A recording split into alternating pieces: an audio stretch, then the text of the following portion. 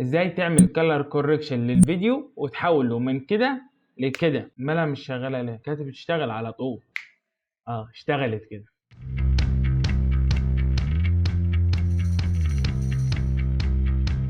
مساء الفل، ازيك يا مليونير منك ليه؟ عاملين ايه؟ كويسين؟ فيديو النهارده هنعرف ازاي نعمل كلر كوركشن للفيديو على برنامج ادوبي بريمير مع بعض، او طريقتي في تلوين الفيديوهات بتاعتي عشان تطلع لكم الفيديوهات بالالوان اللي بتشوفوها دي. وطريقتي انا في تلوين الفيديو ان بحب اوصل الفيديو بتاعي للالوان الطبيعيه اللي موجود عليها، يعني كانك انت قاعد معايا انا وبصور في نفس المكان اللي بصور فيه، فشايف الالوان دي بعينيك. فانا بحب اوصل الفيديو للالوان الطبيعيه دي. ممكن ازود بس عليها شويه ساتوريشن زياده او شويه تشبع للالوان زياده. فتعالوا نشوف ازاي نعملها مع بعض على برنامج ادوبي بريمير. طبعا انا مجهز الملف اللي هشتغل عليه وحاطه في التايم لاين ومظبط الدنيا يعني عشان نشتغل على طول ونوفر شويه وقت. في طريقتين للكلر كوركشن، هما يعني قريبين لبعض، في اختلاف بسيط بينهم هنقوله في الاخر. اول طريقه ودي اللي انا بشتغل بيها، بعلم الفيديو كده من على التايم لاين وادوس على كلر وابدا اشتغل فيه زي ما هنشتغل دلوقتي. اول حاجه بزود الاكسبوجر حاجات بسيطه مش كتير، يعني بخليها نص او حاجه بسيطه لان المكان اللي انا بنور فيه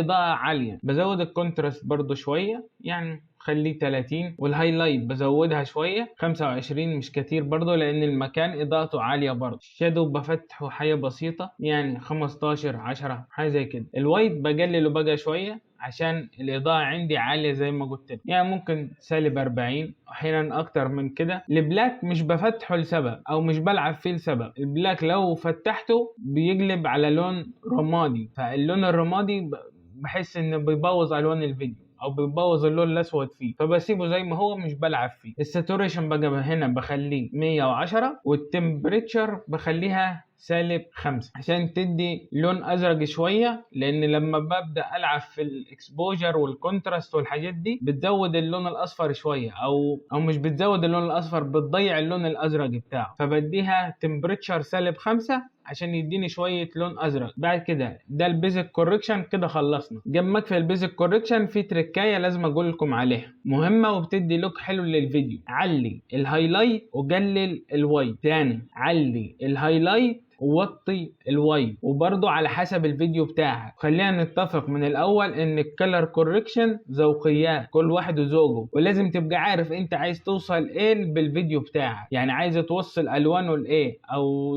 شكله يبقى عامل ازاي. لازم تبقى انت حاططها في ذهنك الاول قبل ما تشتغل. كده هقفل البيزك كوركشن خلاص مش عايزه تاني. هروح على كرييتيف، الفايبرنس هخليها 50 والساتوريشن هخليها 120. كده الالوان بدات تبقى احسن من الاول. هروح بعد كده على الكيرف، هحط 3 نقط، نقطه في النص، نقطه فوقيها، ونقطه تحت. اللي في النص عشان عايزها ثابته ما تتحركش. فوق هبدا اقلل الهايلايت شويه، وتحت هعلي الشادوهات شويه او هعلي الاماكن اللي اضاءتها منخفضه. فابدا احرك فوق كده اوطيها شويه، وتحت اعليها شويه. بعد كده شايفها كده مناسبه خلاص، فاقفل الكيرف. هروح على الكلر ويل، الميد تون اللي هي الوان البشره اكتر، يعني لما تغيرها بيغير في الوان البشره اكتر من اي حاجه تانية في الفيديو. في حاجات تانية بتتاثر، بس الميد تون بيركز على البشره اكتر. يعني خلينا نجربه كده، نودوها على اصفر كميه كبيره. اكتر حاجه اتاثرت البشره بتاعتها. طبعا انا مش هعمل ده كله، يعني انا حبيت اوريكم بس. هعلي بس سنه اصفر صغيره. بعد كده الشادو هديله سنه على لون ازرق، والهايلايت سنه لون ازرق برضه. طبعا زي ما قلنا في اول الفيديو ان تصحيح الالوان ذوقيات،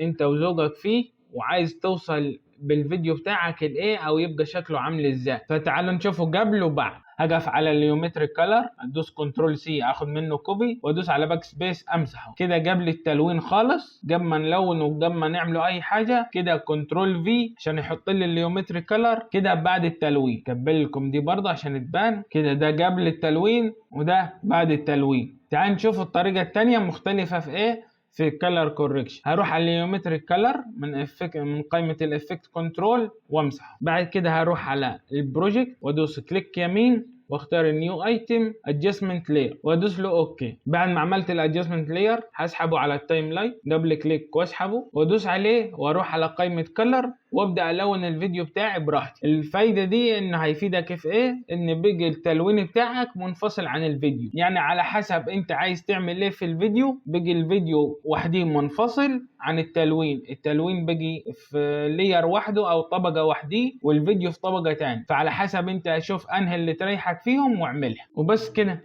خلصنا التلوين الفيديو. والى هنا اعزائي المليونير لقد انتهت جرعه دوبامين التعلم من هذا اليوم. انتظركم في جرعه اخرى. الى اللقاء.